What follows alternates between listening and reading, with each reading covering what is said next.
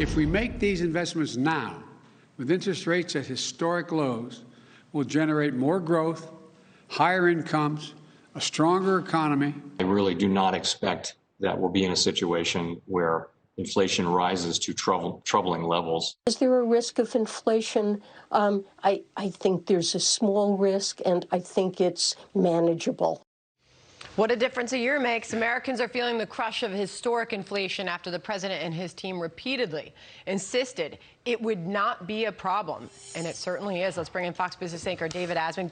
Great to see you this morning, David. David. See you both. You know, even the Washington Post out with a very lengthy piece attacking just that, how policymakers in this country misjudge the inflation threat. And this massive inflation caught Washington by surprise. It goes date by date how that was done in Washington. Well, and you talked to Gene Sperling yesterday. All of the administrators, they don't really have answers.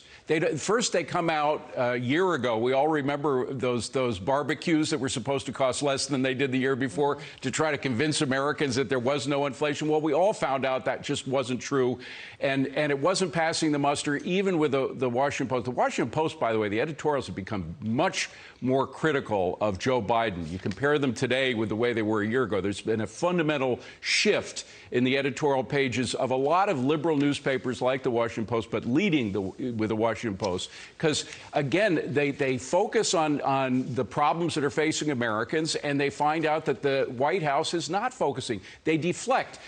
Whose fault is it, the inflation that we now have? Well, Biden put it all on the Fed last week, and now Janet Yellen is becoming the fall woman for the situation. The administration won't take responsibility for inflation, its role in inflation, one, in terms of spending money that they don't have, and they just are coming out with this new student loan stunt, as the Washington Post calls it, of spending about $300 billion for relatively well-off students and families who are going to get this enormous gift, a $10,000 write-off on their loans.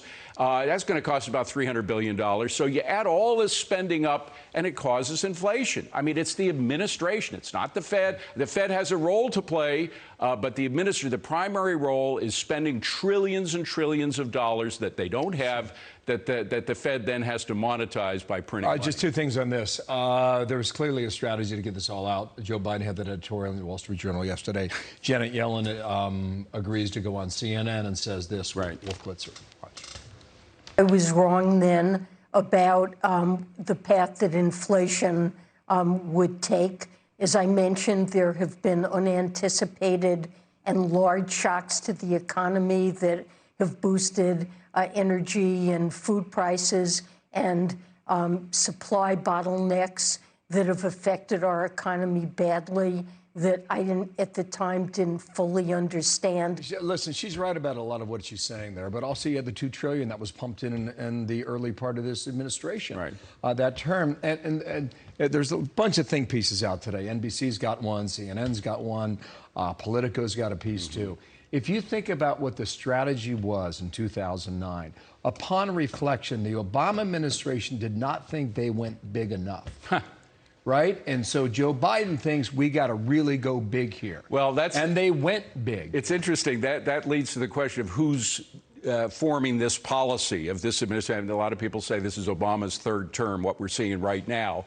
You focus with Gene Sperling on this. Who's formulating the policies? Where do these figures come from? Who's forecasting? And they couldn't. Gene Sperling, a guy, an insider in the administration, economic insider, couldn't answer that question. He never did, as far as I remember yesterday.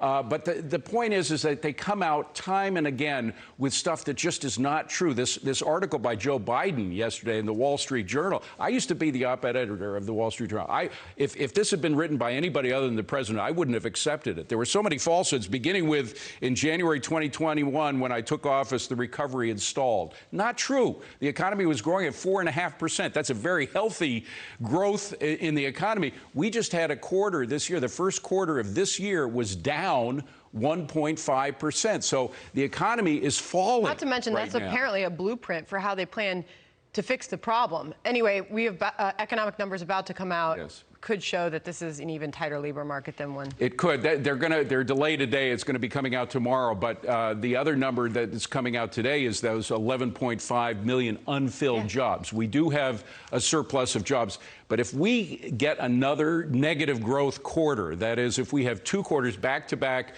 with growth, not growth, it's an oxymoron to say negative contraction growth. In the economy. A contraction of the economy, that leads to recession. That is a recession. And if that happens, those 11.5 million unfilled jobs are going to dry up in no time because the companies offering those jobs won't be around. Thank you, David. 25 minutes away, we'll get another indicator on that, right? We will. Okay.